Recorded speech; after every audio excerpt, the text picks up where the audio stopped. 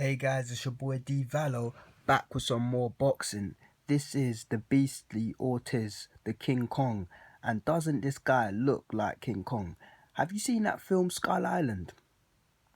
It's like an action-packed movie in the cinemas now. Um, it's a good watch and it's about King Kong. And it's the most massive King Kong I've ever seen. Like I watched the old King Kongs, like the old one and the new one that they made, and now they made another one. But this is the biggest Kong yet. But I think that if that Kong was in human form, it would be Luis Ortiz because this guy looks beastly, especially when he's beating his chest like that. This is Luis Ortiz. He's 38. He's an old man, but he's been knocking out all of these guys. Now, I've just found out some breaking news, and he will be fighting on April the 22nd. It's been announced he's been added to the undercard on the big Andre Berto versus Sean Porter fight. But I'm not too happy about this one, simply because he's been added to this card like 4 weeks before the fight.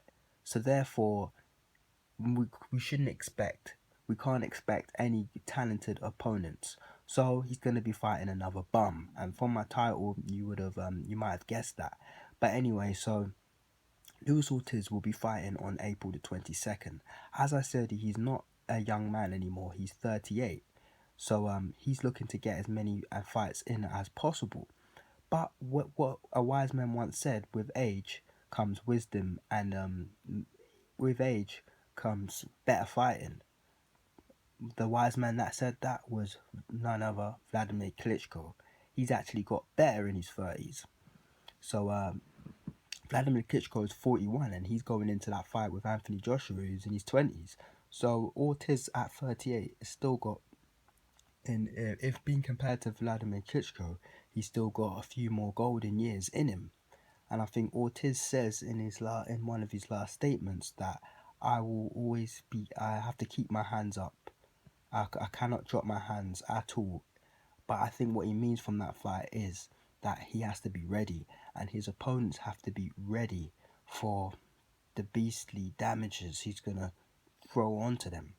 Because it's the look in this guy's eye when he's knocking you out with those vicious uppercuts, and that left hand he's got, he really does put you to sleep. But when he licks you with that hard shot, you really do feel it.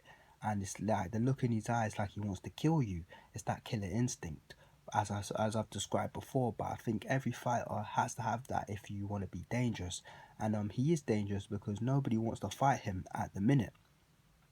But he's just coming out from a KO victory of David Allen, and at this point it was like David Allen had a few losses and he wasn't the favourite to win that fight, but everyone thought it would be still tough for him because David Allen has never been KO'd. So it's like Luis Ortiz managed to knock this guy out who's never been KO'd. So Luis Ortiz carried on his infamous career of knocking people out in while he's old, and David Allen's got his career, another nail in that coffin. But I've heard that David Allen's fighting again, so people like David Allen. He's got a fan base and following, so we'll see him again anyway. But so Luis Ortiz fighting on the 22nd. Don't be surprised by his opponent's not going to be talented. I'm hearing it could be Rick Dossie or some veteran who's not that great. But anyway, whoever it is, it's not going to be someone that this guy should be fighting. But saying that though, big things for Ortiz in the future, because he is the mandatory challenger for the WBA belt.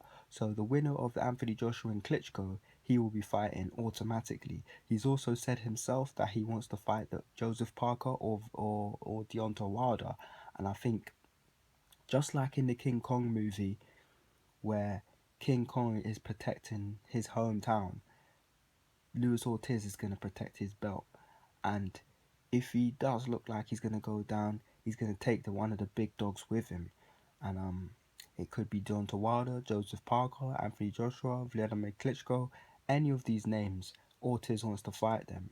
So yeah, that's going to be a big one when it actually happens. His name is also floating around Shannon Briggs, who's got a fight later on this year. But I don't think he can wait around until that fight, because I think that fight is like June or September or July.